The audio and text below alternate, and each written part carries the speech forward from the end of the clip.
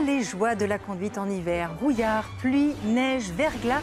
Face à tout ça, pas facile de garder son sang-froid et le contrôle de son véhicule. Mais en adaptant sa conduite et ses équipements, il y a moyen de traverser l'hiver sans trop de galères. Attachez vos ceintures, c'est parti.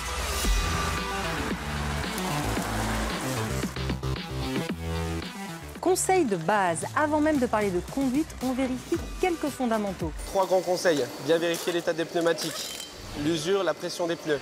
Ensuite, la visibilité, bien voir et être vu. Donc ça passe par les essuie-glaces comme l'éclairage du véhicule, mais aussi la climatisation. À penser qu'il ne faut pas faire que l'été, ça sert l'hiver pour le désembuage. 3e point très important, le circuit de charge. Vérifier l'état de la batterie, ensuite de l'allumage. Une fois qu'on a vérifié tout ça, on s'intéresse aux pneumatiques avec cette question: faut-il acheter des pneus hiver, qu'on appelle aussi des pneus neige? Ils apporteraient 20% de sécurité en plus en termes de freinage par rapport à un pneu été.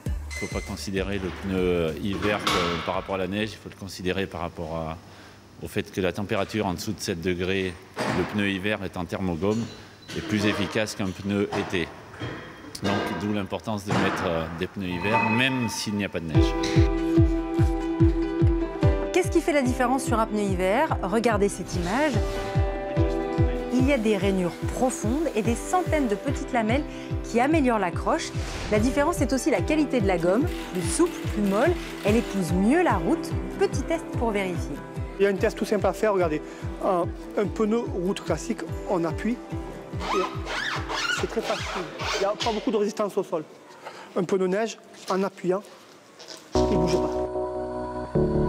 Dernier conseil, équiper ces 4 roues. Vouloir faire l'économie de 2 pneus revient à assurer la motricité sans garantir la stabilité. Vous voilà donc bien équipé. Passons à la conduite. Que faire quand le véhicule part de l'arrière? Démonstration. Le conseil quand le véhicule part de l'arrière, c'est de stabiliser la masse du véhicule en appuyant sur l'embrayage. J'ai débrayé et surtout, le plus important, c'est d'essayer de toujours regarder là où on veut aller.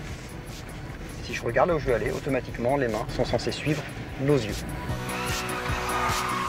Ça, c'est la théorie. Mais en pratique, on sait tous qu'en cas de dérapage, on réagit à peu près comme ça.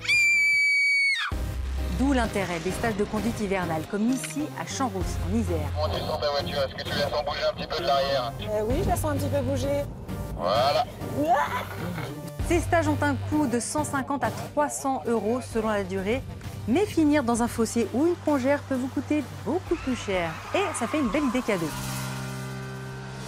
Alors pour éviter de partir dans les choux, le mieux c'est encore de rester souple dans sa conduite et surtout d'anticiper. Anticiper, c'est le maître mot de la conduite. Vous voyez, la voiture, elle chasse de l'avant et de l'arrière. Voilà.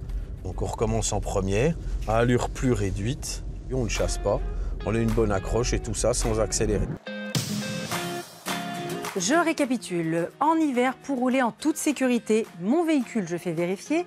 Mes pneus sont de bonne qualité. Les coups de frein brusques sont déconseillés et je pense à anticiper. Sur ce, bon hiver et bonne route à tous.